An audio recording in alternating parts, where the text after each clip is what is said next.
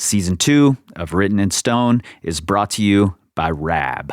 For more than 40 years, RAB have been crafting rugged, high-performance clothing and equipment that give you absolute protection, comfort, and freedom in the mountains. Nothing fancy or over-engineered, just honest, hard-working gear you'd rather repair than replace. RAB. The mountains are our meeting place.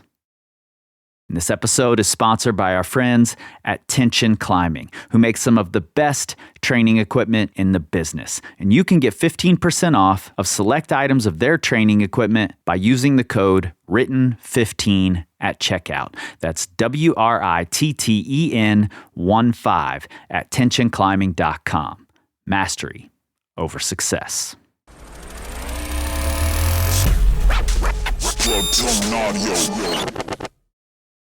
So last season, there was one book that I used more than any other for reference. It's called The Ninth Grade, and it's by today's guest, David Chambre. It's a coffee table-sized book that is gorgeous and incredibly informative, and you can find it at the link in the show notes. But even more than that, I wanted to talk to David because he was there. He was there to watch and participate as sport climbing evolved into this game that we now love, and to push the boundaries alongside other legends of the 80s, and to then write it all down. He also wrote, along with Jibé Tribout, the precursor to his book, The Ninth Grade. I searched and searched and searched for a copy of this book called The Eighth Grade, but it was never printed in English and has been out of print for over 30 years. And when I talked with Tribout, I mentioned this, and he very generously sent me a copy from France. Then I asked David if I could have the book translated and put that PDF in our Patreon for the Secret Stoners Club to read, and he agreed. So if you want to check that out, it'll be in there soon, and it's free to join. The link is right there in the show notes.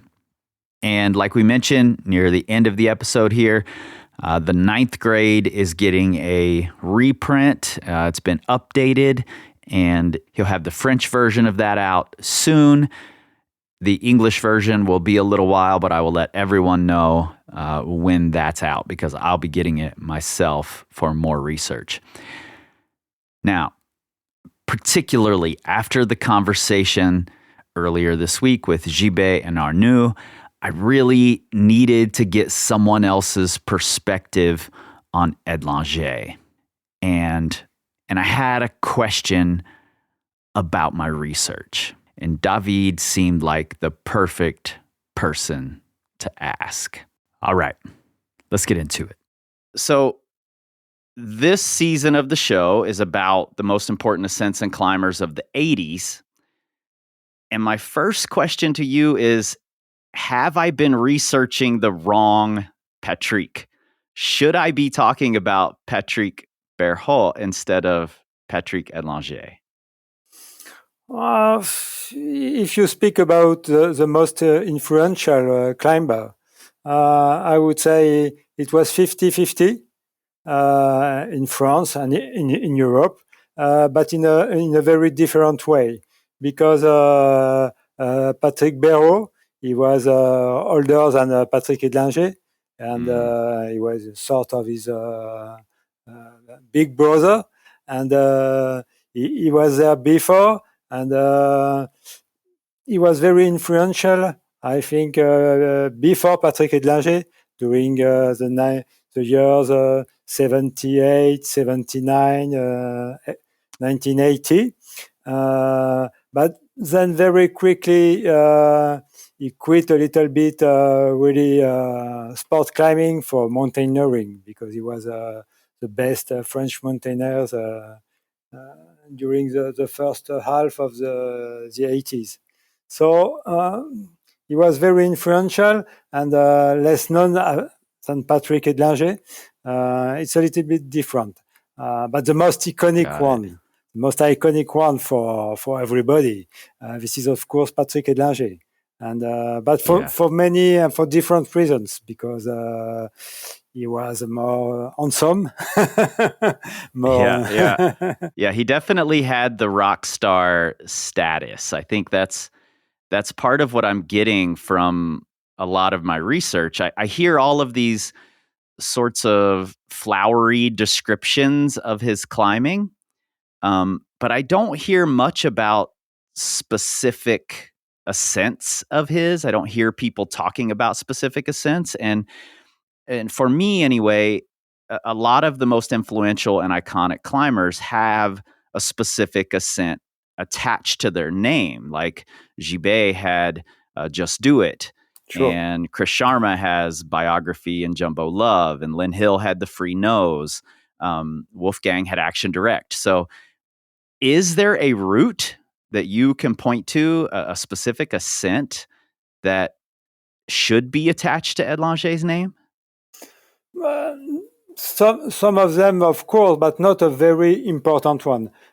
He probably climbed the first 8A, so the first grade 8 in France, but it was just a few weeks because one of Marc Le Ménestrel and another one from another Parisian climber. So he was not so big. I think he is so influential because first because of the movie. The movie Life at Your Fingertips in '82. It was a huge breakthrough in France, then in Europe, and even in the world. So inspired generations and generations of climbers, and he's first remembered for that, for sure. The funny thing that the big medias, when Patrick arrived, and they knew nothing about rock climbing, about free climbing, and for them he was le grimpeur à main nue, the climber with bare hands, which means absolutely nothing. I don't know how it came, but it was very funny for us. And suddenly, because at the beginning of the 80s, people, they knew mountaineers, classic mountaineers. But no, rock climbing was nothing. And suddenly, because of the movie, you can meet some people. I don't know.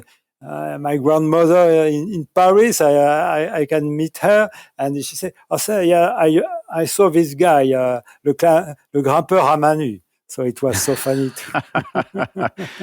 Well, that's interesting because after I talked to Jibé, I started getting the idea that Edlinger might have been climbing's first influencer. I don't know if you're familiar with the term influencer. Yeah, for sure. And that's not a fair characterization, I don't think, because he was a really good climber, but there is certainly some aspect of it that is his star power and his style might have been brighter than his actual climbing ability. Is that fair? I think so, yeah. But the very funny thing that this movie put him on the map instantly. But at first, it wasn't planned for him, this movie, because the director, he did some movies before with Patrick Edlinger, but mainly with Patrick Béraud, and he thought, I will do this movie with Patrick Béraud. and that's what I heard. Yeah, and Béraud said, at the end, I don't think it's for me. I don't want to do a movie just with solo climbing and to be put like that. But I know my friend Patrick Edlinger would be interested, and it's when it happened that the director Jean-Paul Janssen, he said, "Yeah, but this is genius." Yeah, and it was a combination with Patrick, and I think also with Bukes, because Bukes was a nearly unknown crag at this time, and but we were so Patrick Edlinger was doing a lot of free climbing there, but not only him. There was big history of Bukes before, and with Jibé Tribout and the Le Menestrel brothers. At the same moment, we bolted many new new routes, the sport routes, and so suddenly Bukes was put on the map and became world famous. So it was this combination.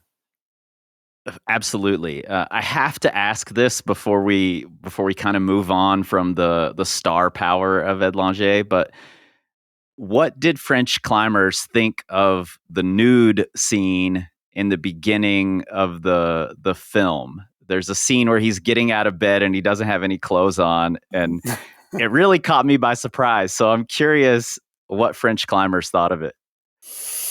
We were surprised too, because because this was nearly there was some film with Patrick Béraud just before, but not with. It was not so long. I think there were not enough money. So, I mean, honestly, it was the first real free climbing movie on the planet. On a new scale, and so it was a shock for everybody. And Jean-Paul Janssen, he was not a climber at the beginning, but he did many movies before in different styles. And I think he saw Patrick and say, "Okay, this guy is a Greek god. I will put him naked because this is relevant." And the legend was born. And and so after that, Patrick did another movie with Jean-Paul too, Opéra Vertical, in the Verdun Gorge. And after that, it was just the king on the throne. And so there were many stories between the Patrick Edlinger and the French, the Parisian climbers. So Jibé Tribout, the Le Menestrel brother, Laurent Jacob, myself, and there was a little bit of a confrontation.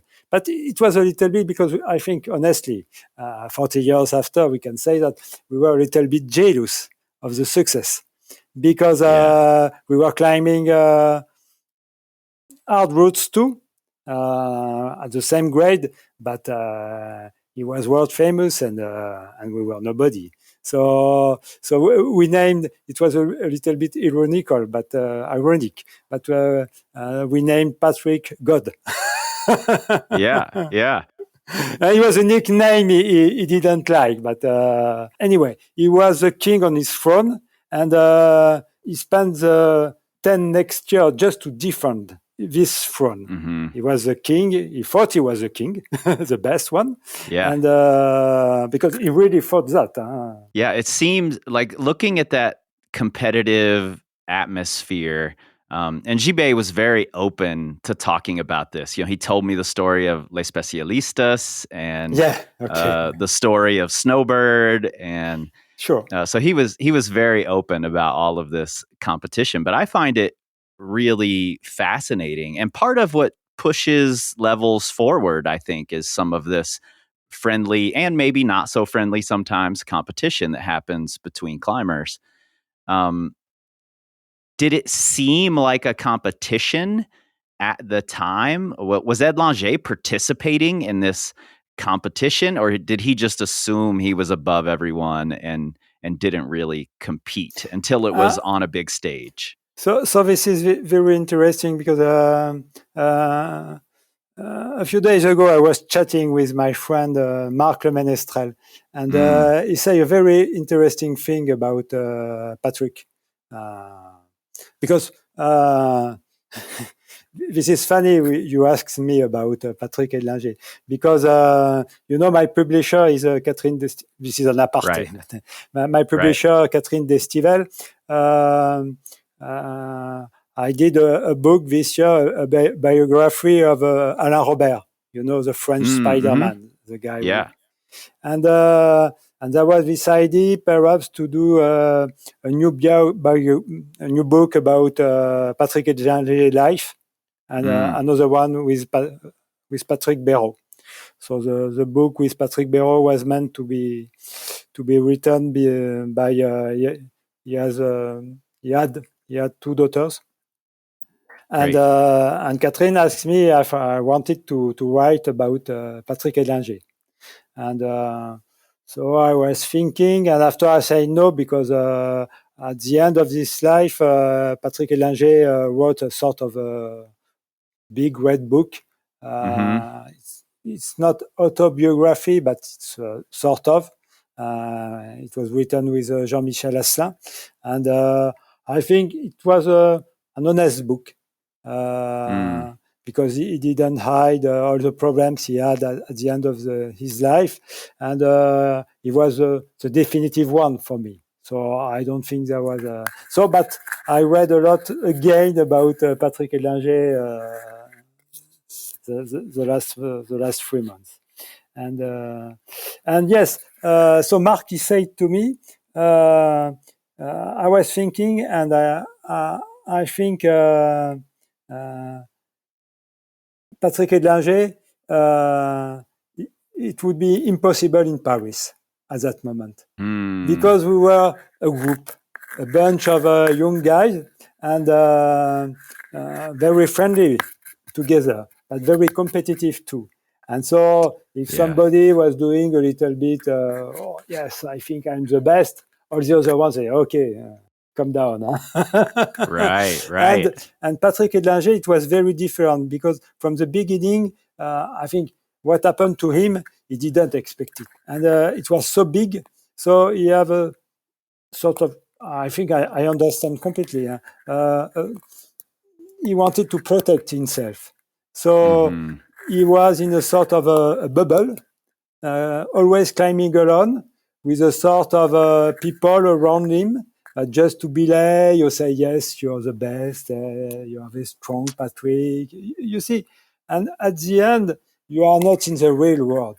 So this was very different. And to be honest, at this time, we were a little bit laughing about that. It was a king with the court. And it was strange. But where he was very strong, because this status of a superstar, it was a lot of pressure. And so at the beginning, there was no competition. So you can just open a new route and say, okay, my one is harder, whatever. It was the case with Marc Le Ménestrel, Antoine Le Ménestrel, many, and Jibé, of course. But starting 85, 86, the first competition, they arrived in Europe with Bardonecchia and Arco. And so 85, nobody came, but Stefan Glovac won, and because he was a little bit alone. But 86, with Arco and Bardonecchia, everybody was there. And there was and everybody was there to beat Patrick Edlinger.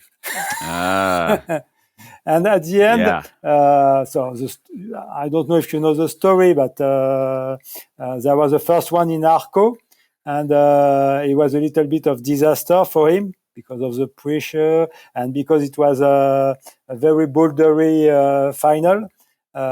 So he wasn't the strongest in terms of pure strength.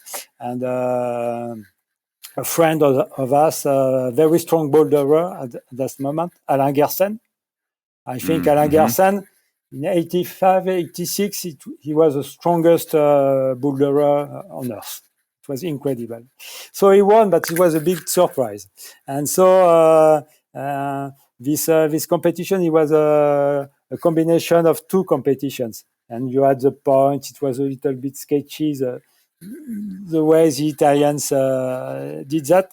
But at the end, Patrick won the second one in Bardonecchia, and he won the whole competition. So, it was very... And it was the same in snowboard. In snowboard, Yeah. I was with Jibé. I did the first competition myself in '87 in snowboard, and I was with Jibé, and so it was very, very funny.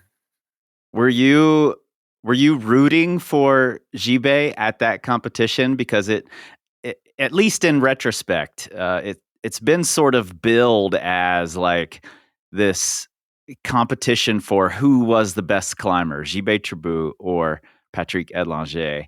It was shortly after the Les Specialistas debacle, Yes. I think, and that's sort of the way I've read it now. So I'm curious, were you rooting for Jibé? No, I mean, I was invited. Marc Le Menestrel was invited.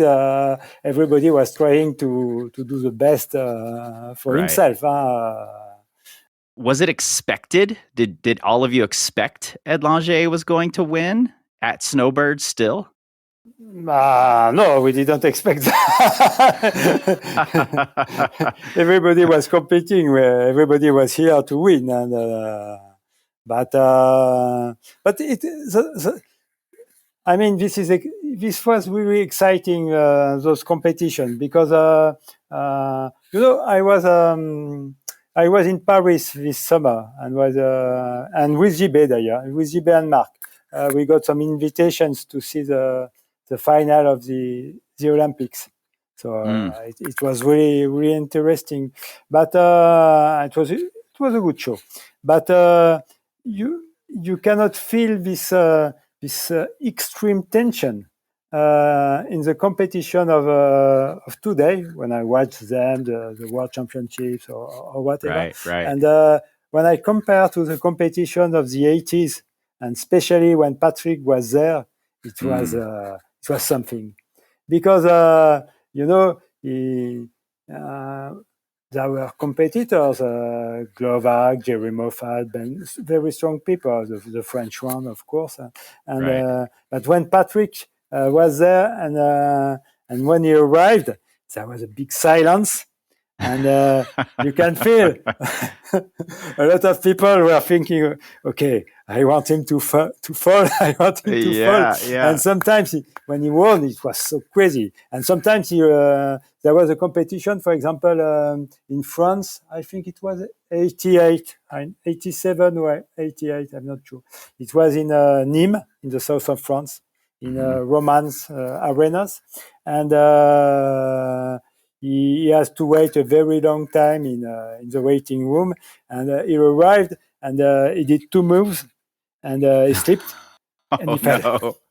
And oh no! And so there was so many tension, and some years ago, I remember that was the first time myself I saw Patrick Edlinger. I heard of him, of course, and I watched the movie on the French television, La Vie au bout des doigts, and it was spring '83, and there was sort of the French Federation. They organized an international meeting, rassemblement in Le Saussois. So Le Saussois, this is south of Paris, and this is where one of the most iconic routes was opened, Champanzodrome. This is a very short route, and it was one of the first 513A on the planet, opened by Jean-Pierre Bouvier. And so this is, at that time, it was nearly the hardest route in the north of France. And Patrick was invited.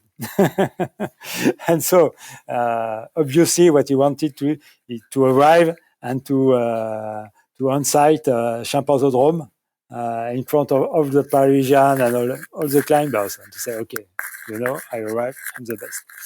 And so we were climbing, and he was in the parking lot in his car, and suddenly he came out, no warming. He arrived at the foot of Champanzodrome, and so there was 100 people watching that. Big silence, and he starts, and so it's a very short route. So if you make a mistake, it's over. and he did 5-6 meters, and he fell. And so science was incredible, and he left. He came back on his car, and he left. And not a word was said. So there was this big tension, and it was incredible. And I don't see that now. In the climbing world, there are competitions, but not so opposition between. It was like when you watch Borg vs McEnroe in Wimbledon or Roland Garros at that time. Yeah, I do think there's a lot of value to that sort of tension and opposition, especially if it can be done in a fairly friendly way. And it made me a little sad when Jibé told me that Edlinger wouldn't come to the crag very often and didn't participate in that sort of friendly back and forth at the crag. I think this is sad because at the end I think this fame, this success at the end it killed him.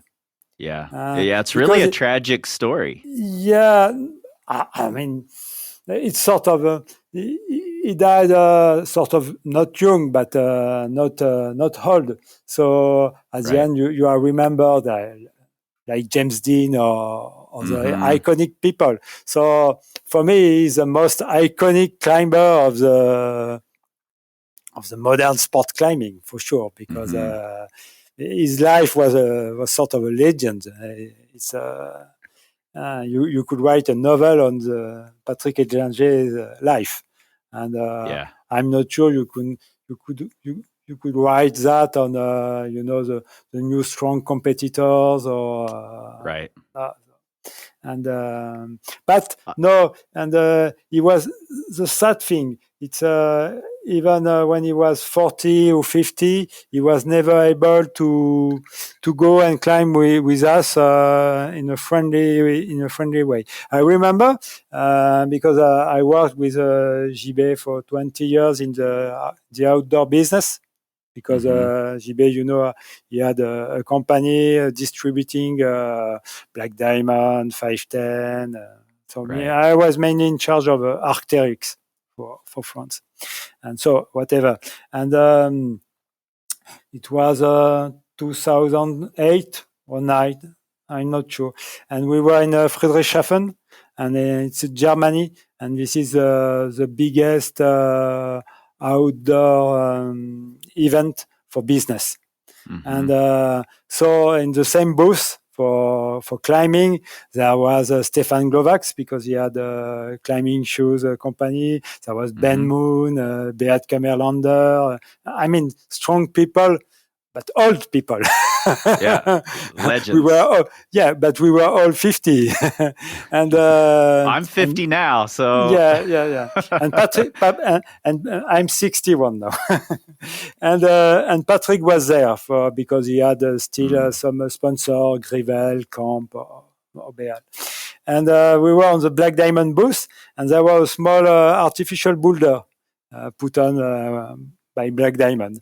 And so it was the end of the day. So the business was over, and we were climbing there just for fun. There was Ben Moon, Stefan Glovax, Jibé. And I saw Patrick, and I said, "Oh, come boulder with us." And no, he didn't want. And I said, "No, I don't have shoes, but we have shoes. Come, no, but." And because it was never simple. He didn't want to be seen. Even I did not know, perhaps he was still strong or not strong, but he didn't want to be seen climbing with other people and not be strong and not be the best. Perhaps he was too shy for that, but it was not because at the end everybody was 50. Nobody was even at the top. It was finished for us. Right, so right. so he was very friendly, and Jibé is very good for that. I mean, Jibé now is 62. He knows that he was very strong when he was 20, 25, and now he just climb for pleasure, just to enjoy for climbing. And Patrick, He's still climbing very well. and he's still climbing very well. Yeah. But Patrick, it wasn't that. I mean, he stopped really to be at the top at 30. After he got the beginning of the 90s, he had a big accident in Les Calanques. He fell to the ground. His heart stopped, and it was sort of a miracle. And after that, he had some problems, but he went back for climbing. After he was passionate with fly fishing in the Verdun Gorge, but he was still saying to everybody, "Yes, I will do a 9A. I will do a 9A." Even when you saw him at the.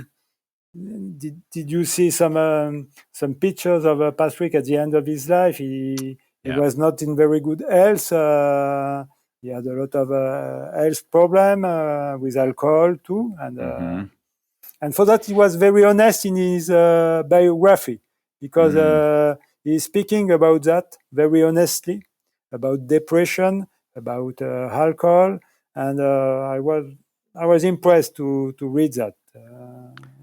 Yeah, I think it's an interesting sort of comparison when you look at a climber like Jibé, who made himself really easy to villainize by some of the things he said and his actions, and then Edlinger was sort of the opposite, but Edlinger's was built entirely on this ego that was sort of this teetering tower. If I don't perform well, if I can't perform well, I'm nothing. Whereas Jibé's confidence was really built in him, and he could just continue being a friendly and still competitive. He's still.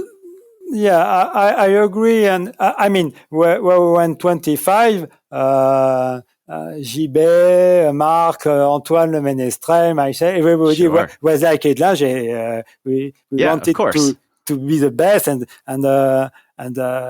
climbing and doing the routes or winning the competition. It was the most important thing on earth. But, of course. Because you are 20, you are at your top. 25, you are at your top level of your life. But if you don't change when you are 50, this is a problem. Yeah. And I can see that with Catherine Destivelle too, because she was really at the top of free climbing, then at the top of mountaineering, female mountaineering. But at one point, at 50, she said, "Okay, I need to reinvent myself."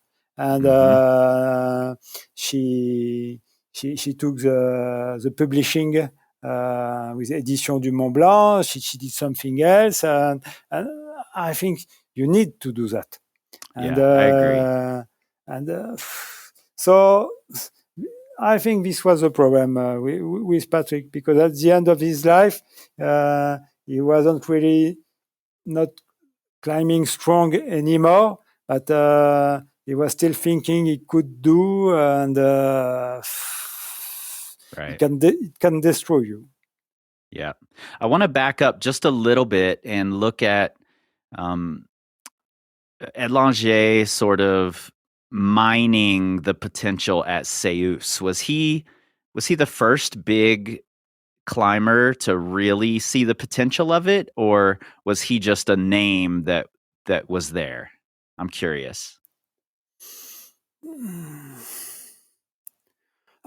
I mean, at the beginning, I think he was like the other passionate climbers. He just wanted to climb every day of the year, and of course, and to make a living of climbing. It was, I mean, it was a dream. But suddenly, with this movie, he was so famous that money wasn't anymore a problem. And I think Patrick, it wasn't very passionate with money. No, he was really, he said that, and I believe him strongly. He was passionate with freedom. He wanted to be free to live how he wanted to live and to climb. And so it was, yeah, we were jealous because he was the only one who the money was not a problem anymore. So, and I think he was the first climber in the world, nearly, because even in the US or in the UK, very strong climber, John Baker in the US, Ron Koch, Jerry Moffat, Ben Moon, Wolfgang Gulich. They didn't earn such money than Patrick so quickly. So, so after that, he had to invent a way of life. But he was alone. He was alone on with this status, for sure. Yeah. Well, I'm curious from my own research. I've seen the climbing at Seus sort of credited to him as him sort of finding it and developing it for climbing. Yeah, that's true. That's true. That is true. Okay. Yeah, that is true. Do you think it was because the scene at Buchs had become sort of taken over by the Parisians and from the rest of the world were all coming to Buchs, and he just couldn't handle it there, so he found somewhere else? Yeah, I think it was part of that. I think he said that the first time he visited Seus, it was a little bit by chance with a friend, and he fell in love of the place and of the crag, which is very understandable because when you see Seus, it's a crazy place.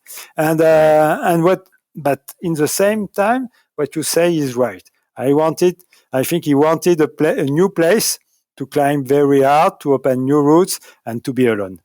Because at that time, after La Ville au bout des doigts, and after the first 8A, all the routes bolted in Buchs, suddenly there were hundreds of German climbers all over the world.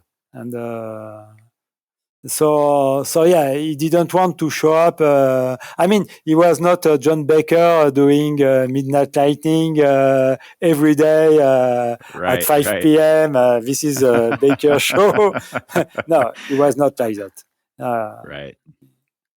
Do you see his influence still carrying on through the young climbers in France? Is it still there? So this is funny. I think I wrote that in the introduction of the ninth grade, my book. It's because now I remember I went in my local gym and I spoke with young climbers and I said, "Oh, Patrick Béraud, Patrick Edlinger, who's that?" No, I don't know those names, but. For decades, for all the 80s, if you speak to all the French climbers, the strong climbers, the professional climbers in France and in Europe from the 80s, from the 90s, from 2000, many, they say, yeah, I started climbing because of Patrick Edlinger. But now you have very young guns. They know nothing about rock climbing history. They don't read. They just have 2 thumbs with Right. So but they like stories because last year with Catherine we did sort of rock climbing in story, but in cartoons, bande dessinée, and it was a big success because you can access to it with the drawings, and it was much easier for the youngest people, the youngest climbers. Sure. Yeah, and that's sort of what I hope to do with this podcast is tell these stories over music that's inspired by the music of the time, and and have people who otherwise wouldn't read the books really get interested in the history. And I have to thank you for number one, for your book, The Ninth Grade, which I came upon by chance, actually, in our local gear shop, Wild Iris Mountain Sports. And I bought it immediately just because it's a big, beautiful book. But then it became one of my main points of reference for the first season of this podcast. Yeah, because this is funny because so with Jibé 40 years ago we wrote together the eighth grade. The eighth grade, but it was more or less a climbing history, but on of the French scene. Mm-hmm. And after for many years we say, okay, we have to do the same, but on a worldwide scale. And I said, oh, somebody will do it, an American guy or an English guy. Mm-hmm. And for years, I didn't see a book like that. So when I started to write it nearly 10 years ago, I was still surprised because, okay, it's written by a French, but it was not. The idea was really to write about everywhere on the planet. Yeah. Well, I'm glad you wrote it, and you're releasing a new edition very soon, right? Yeah. Exactly. Yeah. Well, I'll make sure everyone who listens to the podcast is aware when that edition is out and available. And I think it's a great book to have. It's a great looking book as well as just a valuable piece of information. Thank you. Unfortunately, it will be just in French for the moment, but I hope that will be in translation. But yeah, I'll be looking forward to the translation. Okay, and no, but to come back to Patrick, it was really incredible what happened in the 80s with Patrick. It was like Alex Honnold today in the US because he was inviting on TV shows. He was dating a famous French actress. He was elected the most popular guy in France. I don't know, it was 85 or 80. No, but the most popular guy in France, not the most popular climber. For everybody.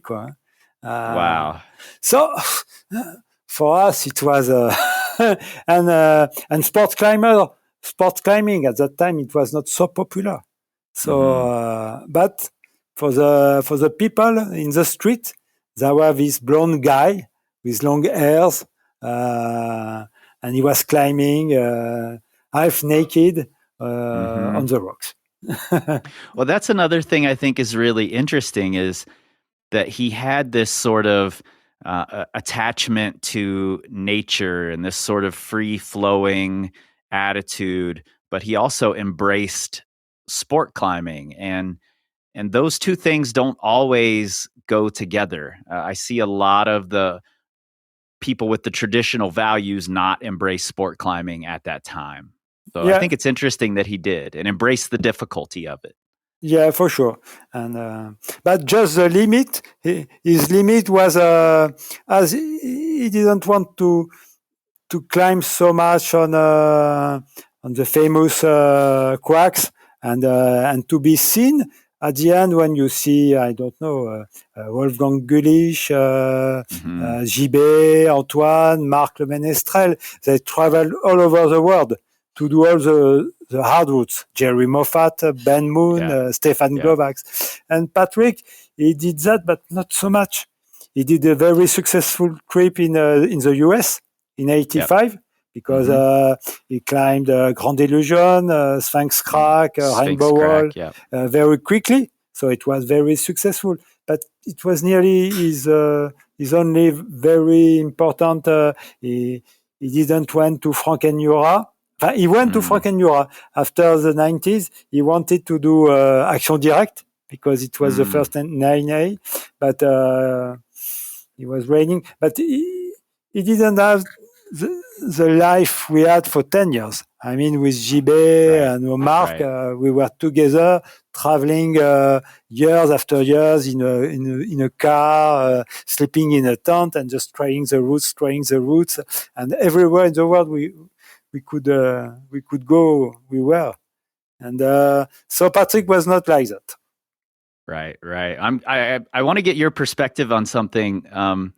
There's going to be an episode this season about Jerry Moffatt doing the trifecta of the 8B pluses in Bukes, and then coming to the U.S. and doing the same here. And the whole story around Moffatt in Bukes, and then Ben Moon, of course, doing Agincourt. That whole story, I did a bonus episode last season. So it was a French versus the British episode. And that seemed like a really exciting time to me. And I'm just curious, from your perspective, being there and climbing at that time, what was it like? But it was with Ben and Jerry, because we met them very quickly. It was competition, but it was more friendly, because the relationship was more simple, I think. There were strong climbers. French were strong climbers too, but nobody was really a superstar seen on TV, and not at that time. So it was, And it seemed like Jerry and Ben's personalities mesh better with the Parisian climber personalities. Yeah, because we were a band. We were a group of, I say, 4, 5, 6 people. And Ben and Jerry, there was a group of 2 people. But they were a group. So they were competing, but helping each other. And, and Patrick, he was climbing alone. So that was a big difference, I think. I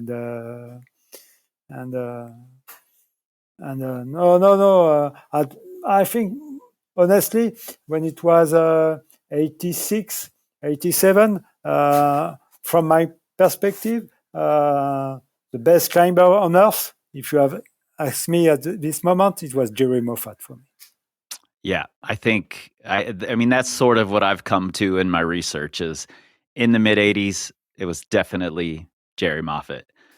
Because he traveled all over the world. He was strong on site. He was a strong boulderer. And Patrick, he really loved Fontainebleau. But he wasn't doing 8A or 8B boulders. And Jerry was very strong boulderer, very strong on-site climber, very strong soloist. He was I was really impressed. And he was not so beautiful to see for he was the style. He wasn't Stefan Glovax or Patrick Edlinger for sure. Right. But it was very effective. He was very effective. Exactly. Very effective, and a lot of. I love that. Ben Moon too. Ben Moon, it was incredible. Ben, he was a stronger. I mean, when you speak strong fingers, strong finger. He was stronger than Jerry. Yeah. Last thing I have to ask you, I can't not ask you this question. I asked Jibé this question, and I thought his answer was really great. But especially earlier when you were talking about, watching the Olympics and the tension there, I know that Lynn Hill was also there watching the finals of the Olympics. And there's the very famous Jibé saying, "No woman would ever climb 514." And then Lynn, of course, doing it on his route. And Jibé has said for years that he was just doing it to push her. Do you think that's true?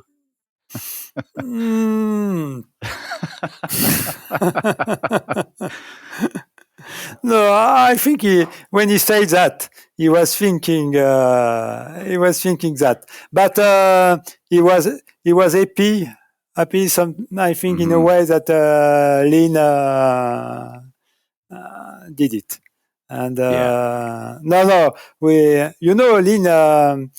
For some years she was living in the south of France.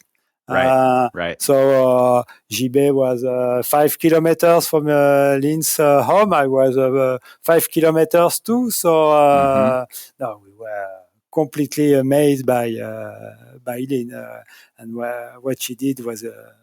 His career was incredible. And I had to ask you that. No, but Jibé, he has always been. He liked to provoke. He's a how would you say in English? Provocateur. He liked to shock people, to push them out their boundaries a little bit, and absolutely. I painted Jibé a little bit as a villain in season 1, both as the antagonist for Lin and the antagonist for Ben Moon. So Jibé played a really key role in season 1, which was the 1990s. And then I was really happy to get to talk to him and see that he's just this high-spirited and good-spirited person. And he was very willing to talk about himself as the villain, which I really appreciated. I have a very funny story about Jibé. So I met him the first time, it was 81. So a very long time ago. And because I was climbing with Jean-Claude Droyer, we were sort of the father of ring climbing in France. Yes. And we were at Le Saussois. And Jean-Claude, he wanted to stay. He said, okay, I will ask someone if he could drive you back to Paris, because I was very young, just starting rock climbing. And it was Jibé. And so after that, we became friends, and we did a lot of things together, And 1 year later, so the Jibé's parents, they had a house, a secondary house, not very far from in Burgundy, not very far from Le Saussois, and they were sort of they have a publicity, an advertising company.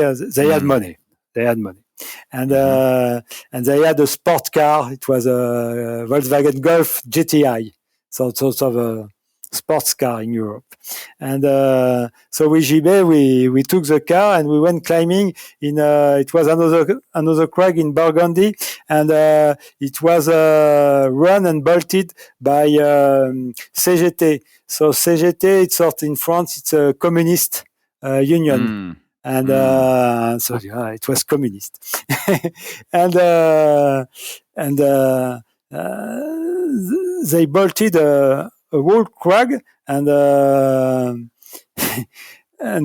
was one route. Jibé knew it wasn't freed, so it was about 7-8 plus, something like that. But nobody had a big level at that time, and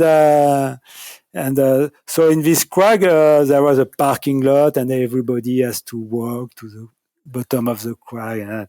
And we arrived with the car at the bottom of the route in a Golf GTI. So everybody was looking at as a rich people. And so we did the route, the first ascent, the first free ascent, and at that time, when you are freeing a route, you can you had the right to write the name, to name the route. And Jibé, he found this name, les bourgeois font la loi, so rich people rules. This is a French expression, a common expression. But we were on a communist country. Oh no, I love and he opened the route and he named it "Rich People Make the Route." So it was all provoking. That's fantastic. And I was, "Are you sure, Jibé? Are you sure?" Yes. Let's do it. It will be a good joke. Fuck the communist. That's exactly how I think of Jibé in one story. That's fantastic. Yeah, but always with humor, and Well, David, I appreciate this so much. I have a feeling I'll be reaching out to you several times in the future to get more facts and information. Because France played such a big part in the history of climbing as we know it today, and I'd love to hear more of those stories. So thank you for doing this, and thank you for letting me translate the 8th grade and put that PDF out there for people to read. Thank you. By the way, if you can send me this PDF, I will absolutely. Okay. Thank you. Yeah, we should have it finished in the next few weeks, and I'll send it over to you. Okay. Thank you so much for this. Thank you, and see you. 1, 2.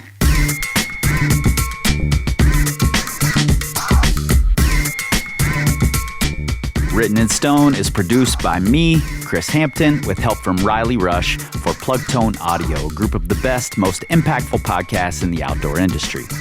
Thanks to David for taking the time and for letting me translate his book for the patrons. And remember, this show is 100% rooted in the facts, but like Todd Skinner always said, never let the truth get in the way of a good story. If you love what you're hearing, give us those 5 stars and a glowing review. Join our Patreon, the Secret Stoners Club. It's free, and tell everyone you know at the crag, at the gym. Hell, even tell the people you don't know, and together we can tell the stories of climbing's most important ascents, one decade at a time.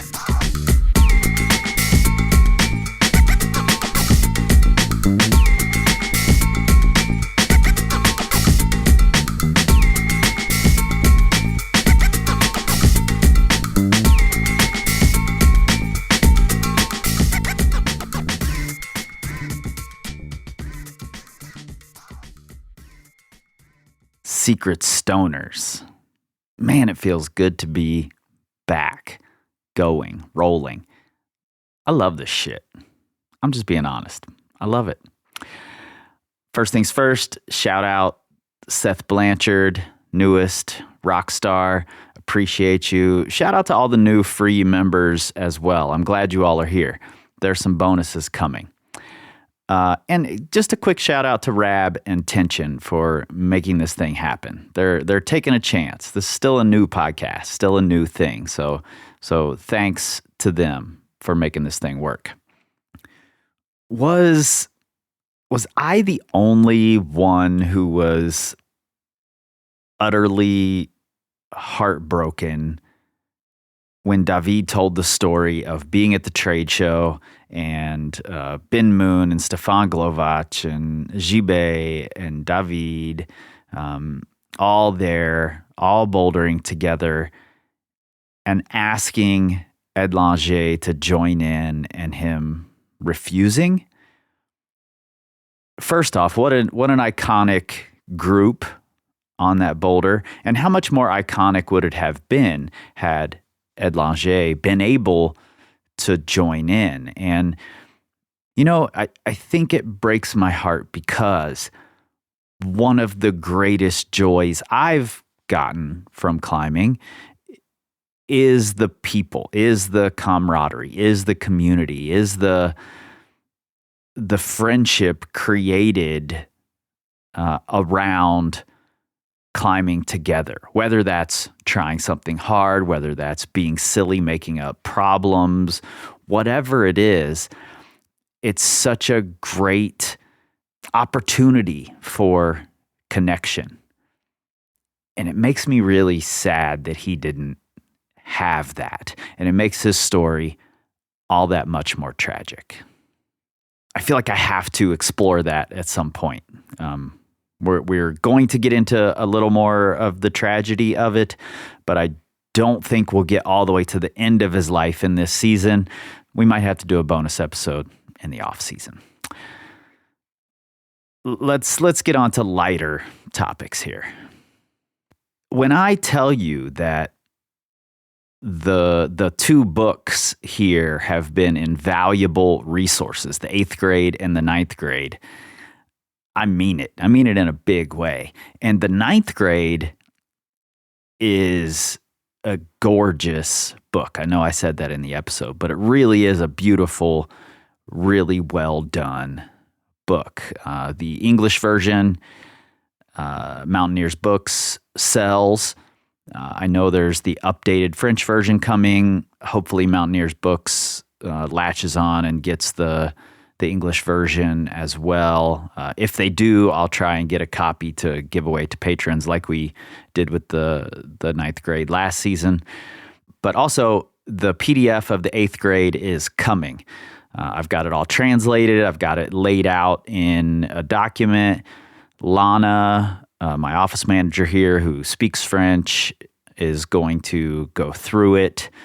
Just make sure everything is tidied up. She's going to turn it into a PDF with a working, clickable table of contents, and we're going to put the photos from the book in the PDF, and we're going to make it nice for you all. It's been a really fun read, to be honest. French climbing culture, particularly in the 80s, French climbing history is really rich. And there's some really fun things in the book that I didn't expect and that surprised me a little bit and that were fun to stumble across. And I think what I'll do is once we have that for you all, should be coming right around Christmas time. That's what we're shooting for. I will do an episode just kind of talking about some of the things I saw in the book that I found really interesting. And then maybe we can do just a chat or something while we can all get on a Zoom call or something and just talk about the book and history in general. Could be really fun. But that's all going to hinge upon me getting caught up on this thing. I'm still a little behind, but I'm closer. I'm close to being totally caught up. And I think I'll get that done because right around the Christmas, New Year's weeks, we're going to have an off week. There will be a bonus episode, but it's something I've just got recorded and will go out to you all. So that'll give me a little more time to catch up. Plus, I have the next bunch of interviews already recorded. So things are looking good. I'm really excited for you all to hear the next episode.